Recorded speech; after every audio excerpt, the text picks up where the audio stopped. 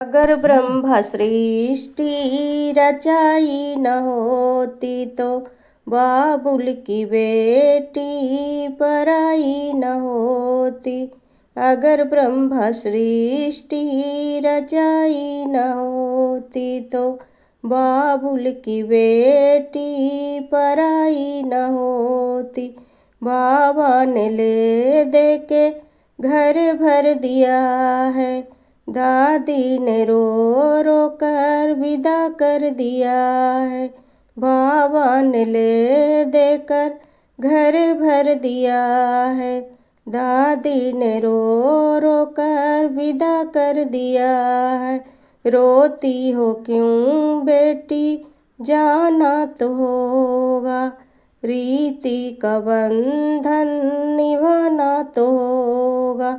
रोती हो क्यों बेटी, जाना तो होगा, रीति का बंधन निभाना तो होगा।